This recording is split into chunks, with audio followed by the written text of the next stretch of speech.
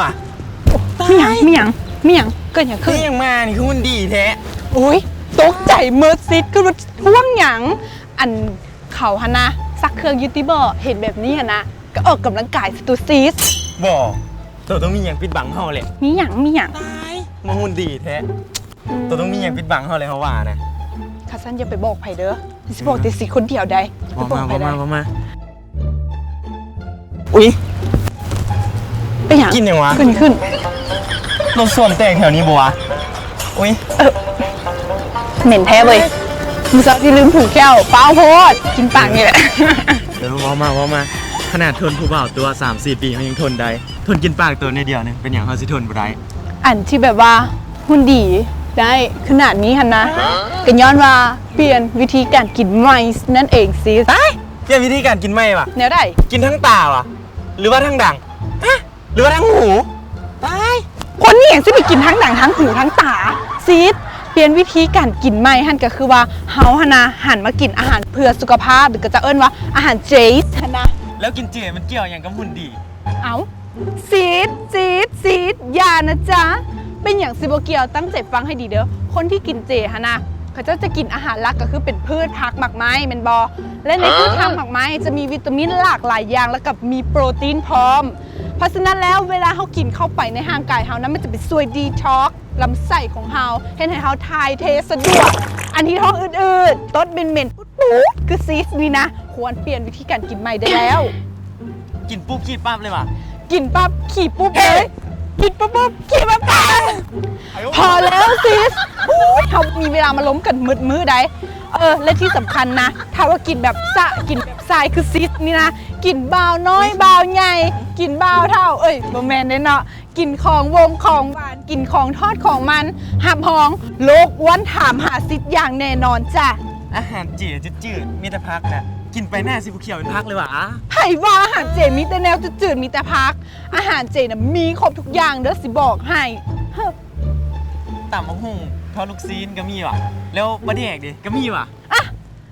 ถามมาจังสิแน่นอนจ้ะมันก็ต้องมีแน่นอนอยู่แล้วบ่เสือนะเดี๋ยวสิพาไปเบิ่งเด้อว่าแต่สิรักษาหุ่นอยู่บ่แม่นว่ะสิไปกินของทอดกินต่ำได้จังใดมันเริ่มสวยแล้วนะมือจึงลดซะโอเคจัดไปจับบ่าเดี๋ยวสิพาไปแบบบธรรมดาสิพาไปแบบใดนะจับบ่าน้องไว้เดี๋ยวพาไปเอง1 2 3ไปเป็นเท่าไหร่สมท้วงแหงที่ตกใจบอกเลยว่านี้อาหารจีนะเมนอันนี้แหละอาหารเจลองกินเบิงมีบอกหลายอย่างสั่งมาเพื่อซีดโดยเฉพาะเลยเดี๋ยวนี้มีกุ้งเจพร้อมเห็นบอกุ้งตัวโตตัว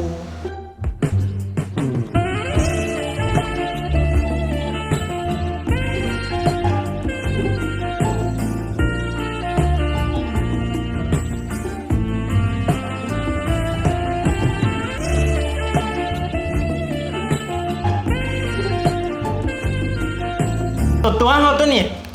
แซ่บเมนบอลล่าบอกแล้วกลิ่นมันคือเลยนะเขาเห็ดมาจากอย่างนะปลาแดกนะกลิ่นที่คือแยงนะเลยปลาแดกนี่เห็ดมาจากถั่วเหลืองซีดถั่วเหลืองนะมีวิตามิน B12 ช่วยบำรุงสมองอันนี้นะซีดพร้อมป่ะมาแต่ซิดได้ยินว่าอันกินเจเลยเป็นขี้มะเหลืองนะแม่นแท้ว่ะไผ่ว่ามาสร้างมาแท้คนกินเจกับเจ้าก็ต้องกินอาหารในครบ5 หมู่คือกันอย่าว่าจะกินเจเป็นขี้มะเหลืองเลยกินอาหารทั่วไปก็กินบ่ครบ5 หมู่ก็เป็นคือกันคนกินเจลักๆกับเจ้าจะเน้นกินผักให้ครบ5 สีเลยสิผัก5 สีนี้จะมีสีแดงสีเหลืองหรือว่าสีส้ม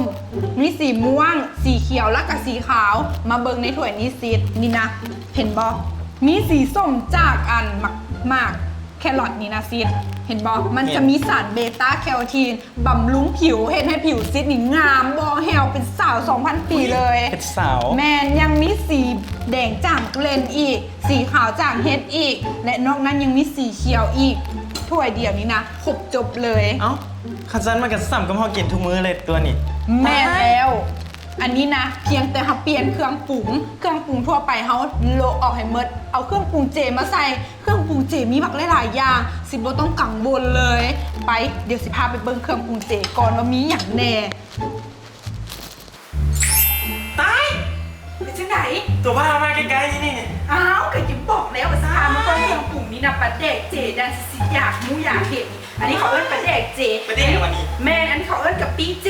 น้ำปลาเจ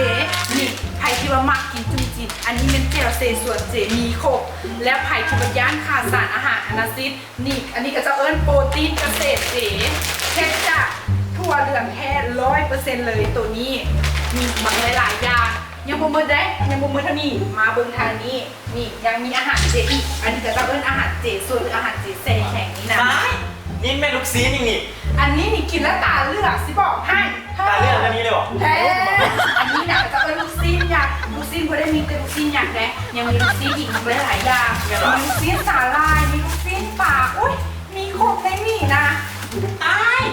เขาเสื้อตัวแรกว่าอาหารจีนมีทุกอย่างอะไร แท้ แต่เขาติดอยู่อย่างเดียวนะ ติดอีกอย่างอีกจะไม่เป็นเท่าไหร่